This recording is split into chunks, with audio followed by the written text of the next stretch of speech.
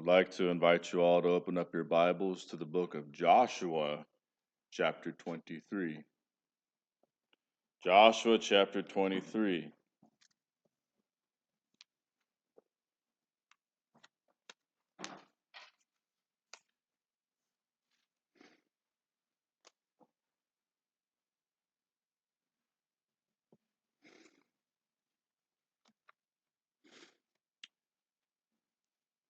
Yeah, I must say that you're all a little bit more quiet than usual out there today. Maybe we can, liven it up a little bit.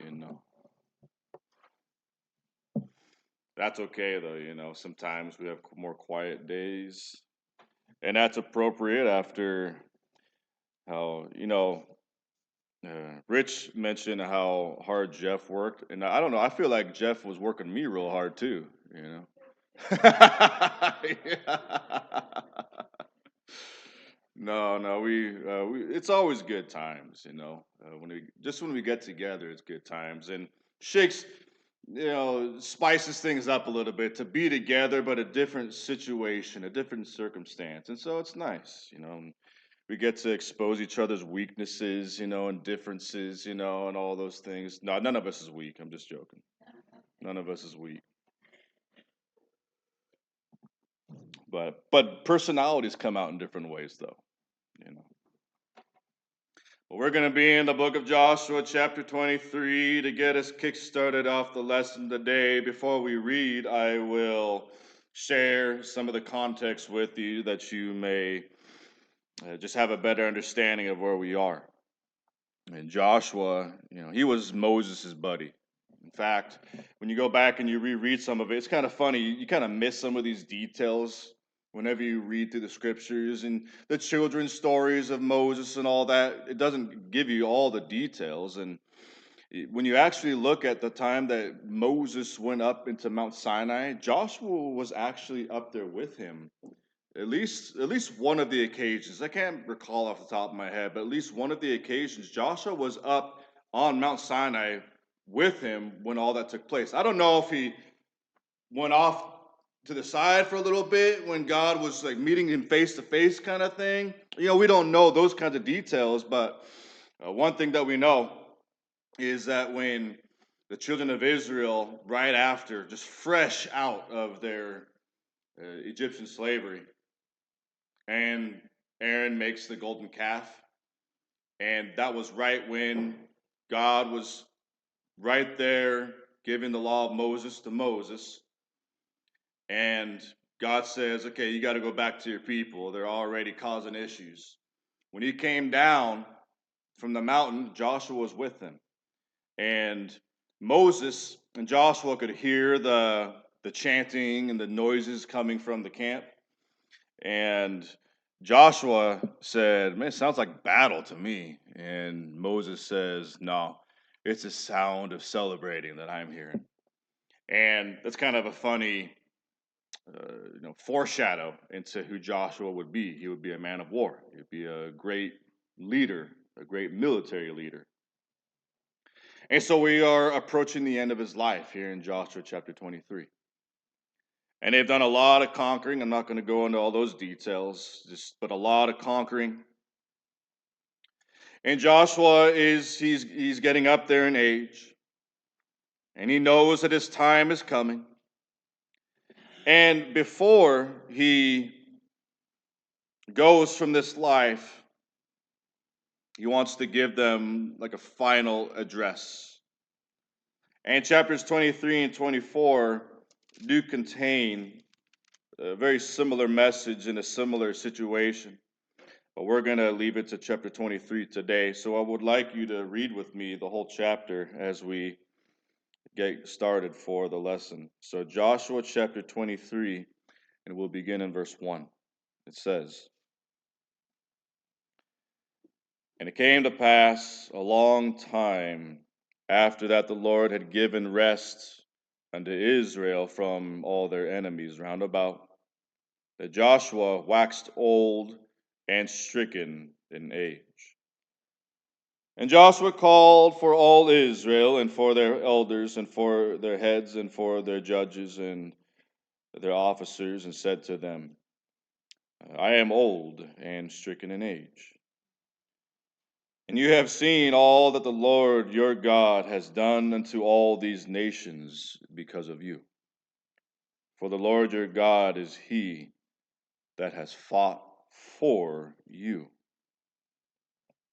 Behold, I have divided unto you by lot these nations that remain, to be an inheritance for your tribes from Jordan, with all the nations that I have cut off, even unto the great sea in the west. And the Lord your God, he shall expel them from before you, and drive them from out of your sight, and you shall possess their land as the Lord your God has promised unto you. Okay, verse 6. Be therefore very courageous to keep and to do all that is written in the book of the law of Moses, that you turn not aside from the right hand nor to the left, that you come not among these nations, these that remain among you, neither make mention of the name of their gods, nor cause to swear by them, neither serve them, nor bow yourselves to them, but cleave unto the Lord your God, as you have done unto this day. For the Lord has driven out from before you great nations, strong. But as for you, no man has been able to stand before you to this day. One man of you shall chase 1,000 for the Lord your God. He it is that fights for you, as he has promised you. Take good heed, therefore, unto yourselves, that you love the Lord your God. Else, if you do in any wise go back and cleave unto the remnant of these nations, even these that remain among you, and shall make marriages with them, and go in unto them, and they to you, know for a certainty. That's pretty strong. I'm just going to pause for a second. That's pretty strong, don't you think? Know for a certainty. Okay.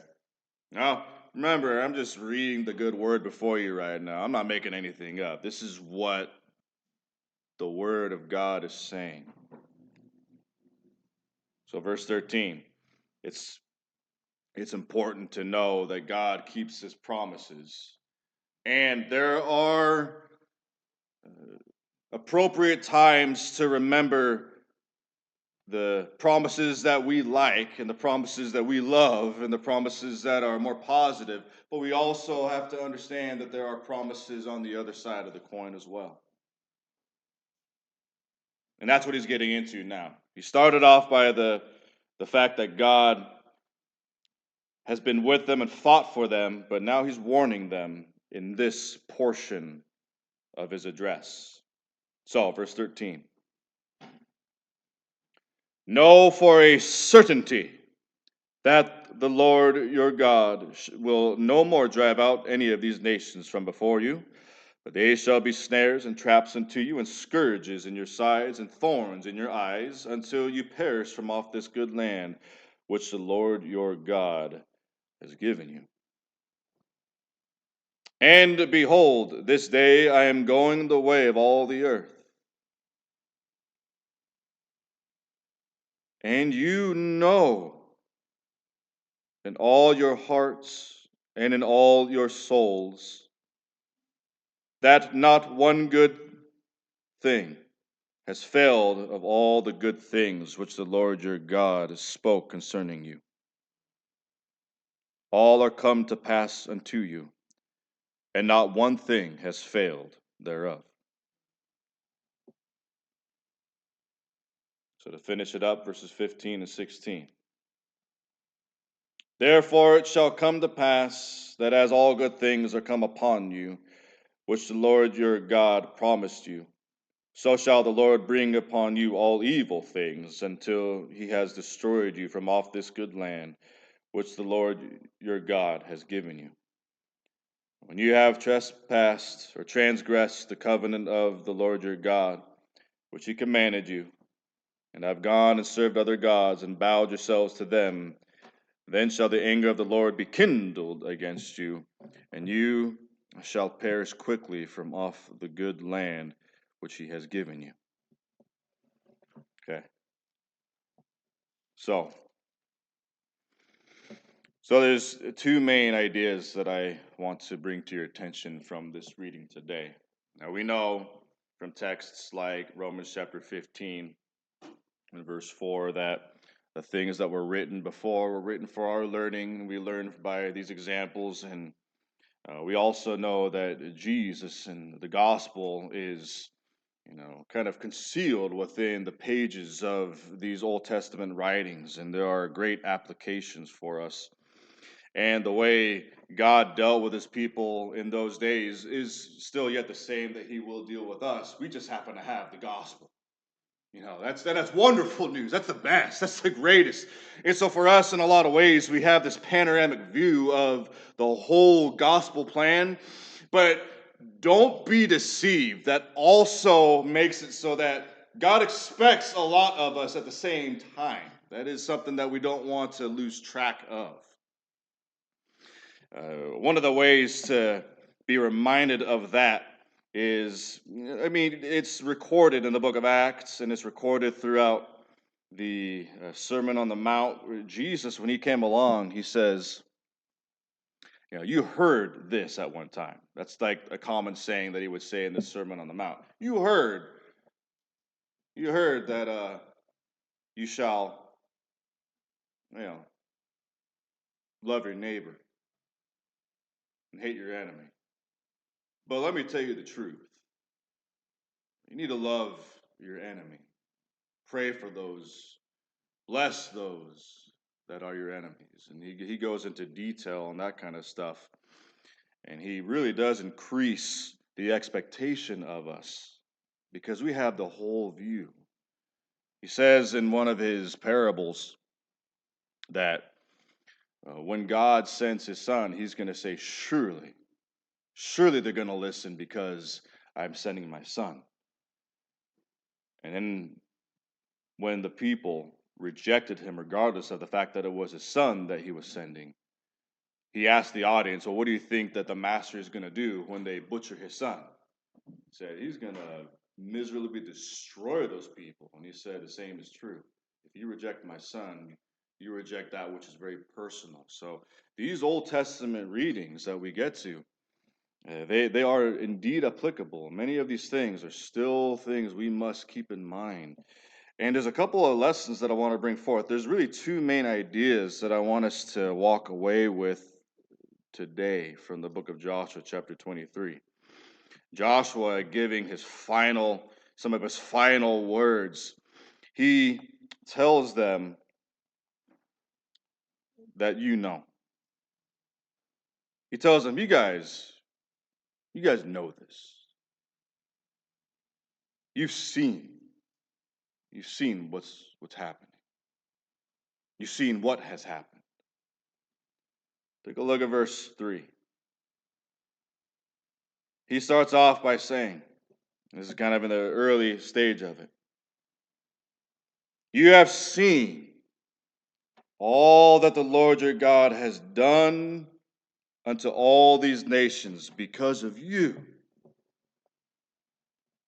Joshua wants them to be mindful that they are able to have a certain confidence and knowledge of what's going on here. They are able to see with their own eyes and understand with their own ears what's happening. There's no mystery. There's no reason to be confused. It's very open. Reminds me of what the wise man said in the book of Proverbs. You guys remember what Solomon said in Proverbs chapter 1? When he was starting off his writing. Now, Solomon is writing as if to a son. That's a lot of his Proverbs and a lot of the writings.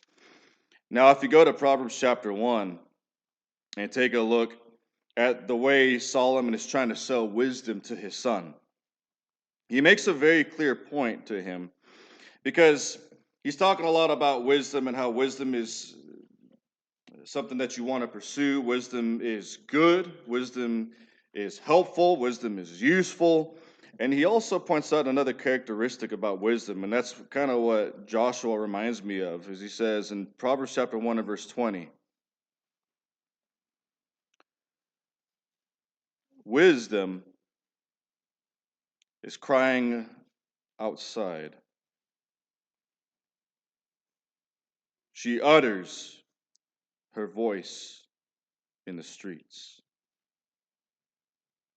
She cries in the chief place of concourse,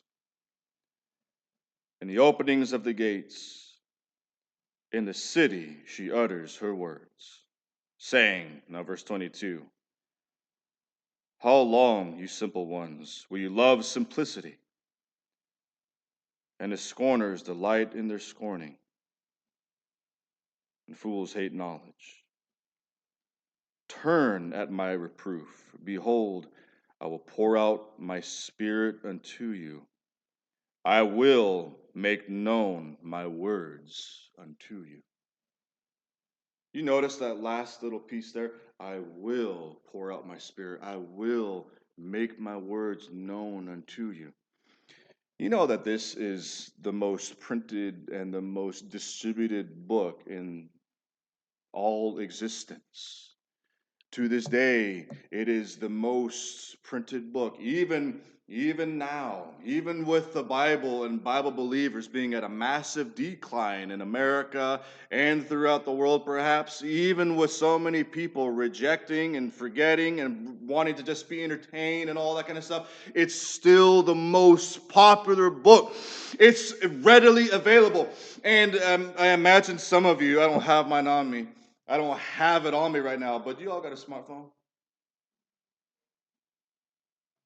Even the kids got one. You know? And you can get any translation so easily downloaded onto your phone. You don't like King? I use King James. You know why? Because I'm just a traditional kind of guy. I like to keep that part alive because so few use it anymore. I try to just keep that alive because that's what gave us the English Bible. So just kind of keep it going on, even though it's old fashioned. You don't like King James? Bam, NIV right there for you. You don't like NIV? Bam, NLT right there for you. You don't like NLT? Bam, some other version that I've never heard of. There is no excuse. There is no excuse.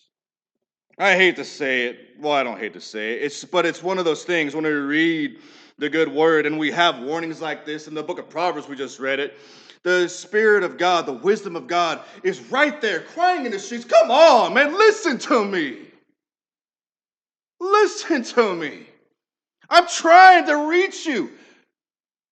And there's not a single one of us. And of course, we went over this in the Bible class this morning, how Jesus used parables to try to help us understand our very deserted need, how we're all spiritually deserted within ourselves, because he tells the parable of the rich lender who lent to one guy, and I'm just using some language that we understand now. He lent to one guy $10. Yeah, I'll give you $10. I'll let you borrow $10. Don't worry about it.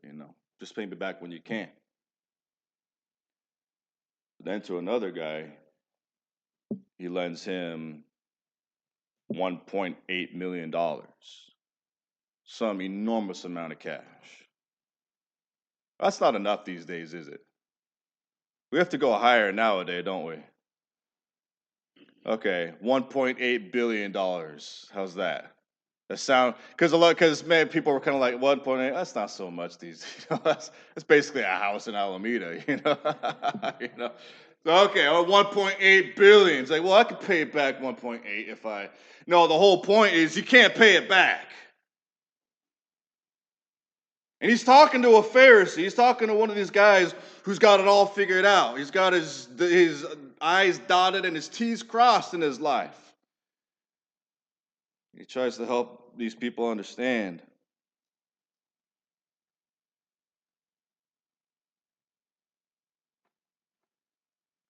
When both of them couldn't pay it back, which do you think is going to love him more? And we all know that the one who owed the $1.8 billion is going to love him more. We all know that.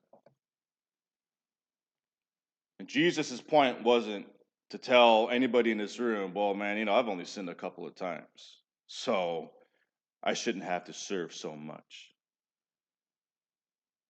The point is that we all owe that massive amount that we'll never be able to pay it back. So we all need to be able to see that. That was one of the things that Joshua wanted his people to know and understand. I'm going to take you back to Joshua 23 again and hammer this just in a little bit more, that he wanted his people to keep their eyes open and to continue to know, to continue to access. But it goes another step further, and I touched on it just a little bit already, but take a look at verse 14. So in Joshua 23 and verse 14, notice now.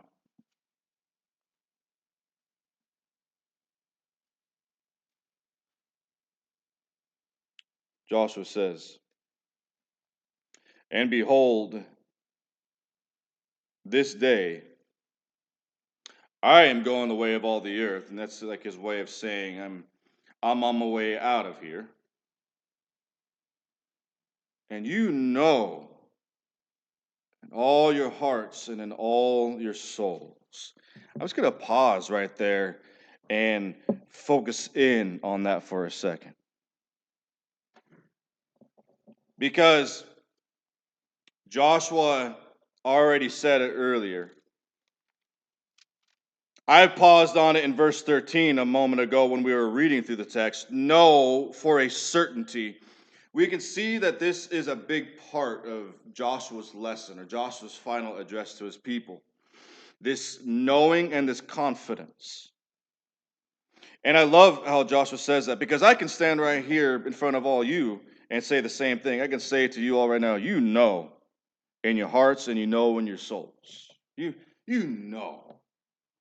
It's kind of like my mom always used to say about me.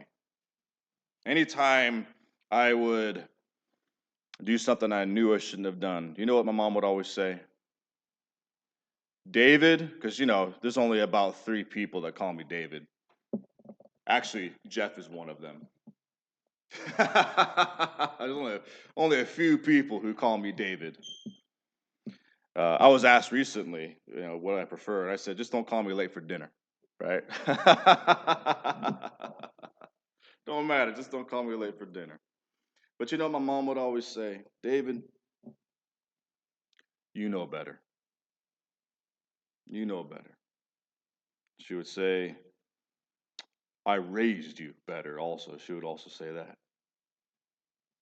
And that's one of the things that Joshua is doing with his people right now. He's saying, you know better. And there's a reason why I'm leaning into this so much right now, and it's because knowing, as they say it, is only half the battle. You notice that's what Joshua does here? He says, you guys know, you know this.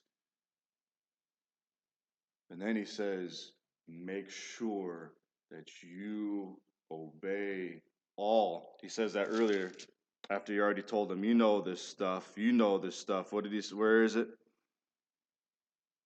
Verse 6. Verse 6.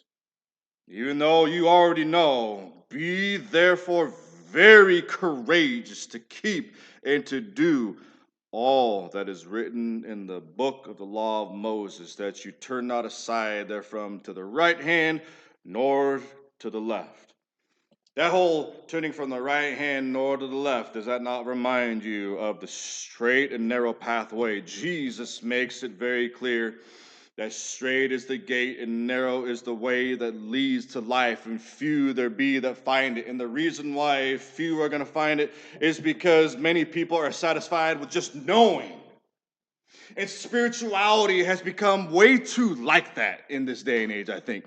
Spirituality has become way too, I sit in a room by myself and kind of light a candle and kind of, be peaceful by myself and just kind of know that, well, I know who God is, but then there's a whole lot of doing that has to be done. So that takes us to James chapter 1, which was the text that I asked Rich to read for us earlier. So James chapter 1. And as you're turning over there, I'm just going to say a thing or two about that again, because I see this a lot. I hear it a lot, and I know the reason why. I know why people are like that these days, and it's not my job to judge. It's just my job to declare the word where it ought to be declared, to keep back nothing that is to be profitable, like Paul said in Acts 20. I know that a lot of people kind of have like this kind of popular thing, this popular saying, well, I'm spiritual but not religious. And a lot of people will say things like, well, it's I'm not a big church person. And a lot of people kind of say that kind of stuff. And I know the reason why. You know the reason why, the biggest reason why. And you can actually see this in research. One of the biggest reasons why is because of hypocrisy. That's one of the biggest reasons why. Because we have like a whole generation of people that grew up going to church, and they would look around and they saw these people aren't that aren't as spiritual as they should be, or maybe not as spiritual as they say that they are, and so people don't want to do what God said when it comes to assembling. And it's not just assembling, that's not the only thing. It's also about living the Christian life too. Like daily. Reading what the Word says and doing things the way God says to do it. It's easy to open up the Bible and read it and say, that feels good, but then close it and nothing really changed. The Bible and the words and the things that we're doing here is stuff that we must take real serious. It's not enough just to know. We also must practice. We also must do what these words say, no matter how difficult it is.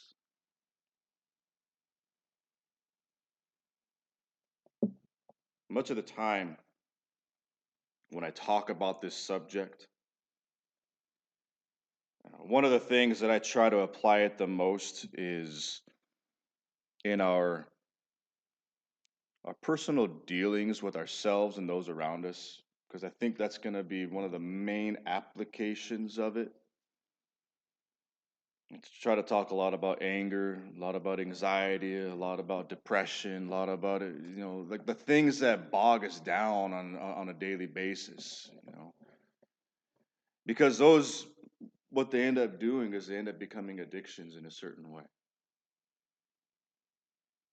And we actually have places in Scripture like Philippians 4 where it says, be anxious for nothing, but in all things through prayer and supplication, let your requests be made known unto God. We have places in Scripture where Jesus actually says, fear not him who is able to destroy the body, but fear him who is able to destroy body and soul in hell. We actually have places like that. We were actually told that fear has no place in somebody who loves God, because perfect love casts out fear. That's in 1 John chapter 4. And then so many Christians are walking around living in fear and anxiety and depression and that kind of stuff. And I'm like, it ought not so to be. We shouldn't be like that. We really shouldn't be worried about stuff. So, well, it's easy for you to say up there, but it's true. And it really does come back to that idea of the man in the book of Mark chapter 9 when he was asked, do you believe? Jesus says, do you believe that I'm able to do this? And he says, I do believe. Help me with my unbelief. And so when it comes to actually practicing the word, like really, actually practice it, obey it. Experiment with it. I'm serious. Experiment with it. Read. Go ahead and, if you have trouble with anxiety, write down right now Philippians 4, 6, and 7. Just write that down. You know what? Go 4 through 8. Write it down. And when you feel anxiety, read that and obey it. And it's going to feel weird. Wait. I don't feel anxious? And guess what your body is going to do? Guess what your habits are going to do? Guess what your brain is going to do? No, bring that anxiety back because it saved you back in the day. You needed it back in the day. And you have to tell it, no, I'm going to obey God, what he says. I'm going to do what God says and not what you say. Doesn't matter what you grew up with. Doesn't matter what you thought was going to work way back in the day. Doesn't matter how you feel right now. Do what God said. Be anxious for nothing. That's actually written in your word, and you can obey it, even though it feels weird. And this is reality. This is tough stuff. This is when the gospel and its power is able to really circumcise the heart and change you. And you wake up and you start walking around like, man, I feel better.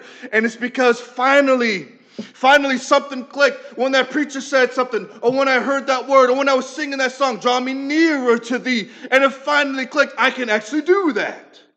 I can actually draw nearer to him because he said I can. But we have so many things floating around, distracting us, bringing us over here. Squirrels dancing around by the tree that distracts us from what we know is true and right and good. And it's not written to harm you, it's written to save you. And so James puts it real simple. You guys are like, is he ever going to get to James chapter 1? Yes, right now. James 1 and verse 22.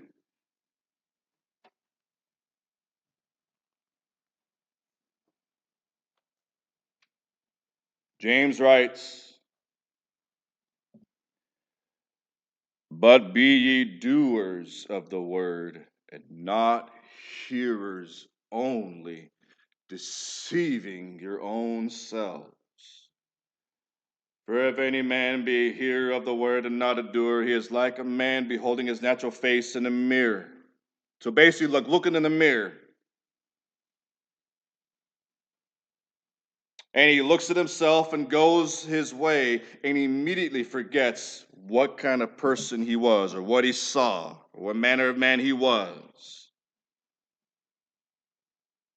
And in verse 5, he sums it up by saying, but whosoever looks into the perfect law of liberty and continues therein, he being not a forgetful hearer, but a doer of the work, this man shall be blessed in his deed. So James uses a mirror, and I love to use this example and use this illustration.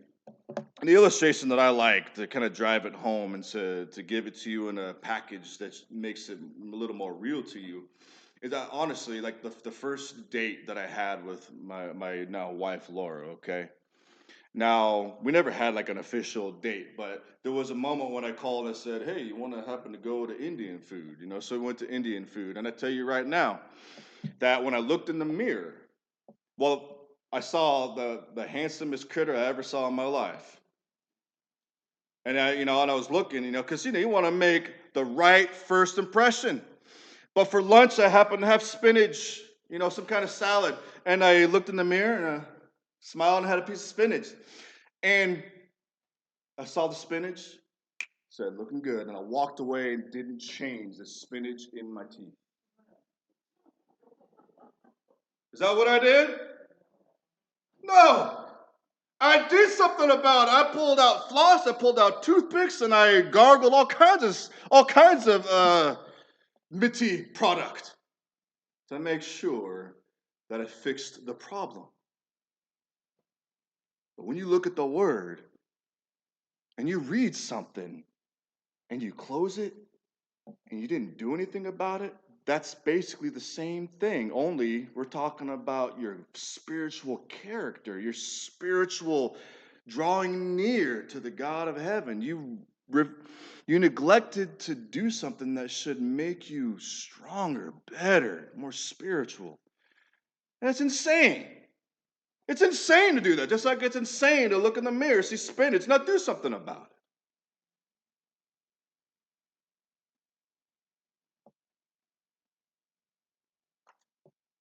That's how important it is to be a doer and not just a hearer. Joshua said to his buddies way back then, he said, you guys know, but knowing is not enough. Spirituality is not about just having a meditation and thinking, okay, I'm good. No, it's about going and living the life, being a disciple. Now, the last thing that I want to draw your attention to in Joshua chapter 23 is there's two statements in there. I'm going to take you back there now, chapter 23, and show you at least two instances where this happens. It's woven throughout the whole speech, the whole address. However, I'm going to point it out as it is given to us. In verse 3, Joshua 23 and verse 3 says, and you have seen all that the Lord your God has done unto all these nations because of you, for the Lord your God is he that fought for you. So there's that idea that the God of heaven fought for them. Now take a look at verse 10. I love verse 10. It's so cool. Verse 10. One man of you shall chase 1,000. For the Lord your God, he it is that fights for you, as he has promised you. So I wanted to finish the lesson with this idea and conclude everything by now turning to John chapter 16. John chapter 16, which echoes the same idea. So John chapter 16, now we just read two instances where it says, the Lord God fought for you. And then he says in verse 10 that I read a moment ago, one man of you shall chase 1,000. That's one of those, kind of a hyperbolic sayings where he's pointing out that if you have God, nothing anyone can do. There's nothing that anyone can do to stop you. You have the most powerful force. You have the great power of God. Nothing can stop you. You can chase off 1,000 men, and it says, because the Lord fights for you. So all these things that we're, kind of talking about and wrapping ourselves up with, and this idea of knowing and practicing it, one of the things that gives us great confidence in our capacity to continue to move forward in actually practicing and doing what God says is knowing that God is behind it and God is the one fighting for us. Because here's the truth. Jesus is the one that overcomes for us. He is the one who conquers for us. So I want to finish up by reading the last two verses of John 16. John 16, verse 32 and 33. It says, Behold, the hour comes, yea, is now come, that you shall be scattered, every man to his own, and shall leave me alone. And yet I am not alone, because the Father is with me. These things I have spoken unto you, that in me you might have peace. In the world you have tribulation, but be of good cheer. I have overcome the world. So that's what gives us confidence. That's what makes it so that no matter what our wisdom or our habits or our hangups or our addictions or our awkward feelings might bring us, whenever we start really practicing what God says,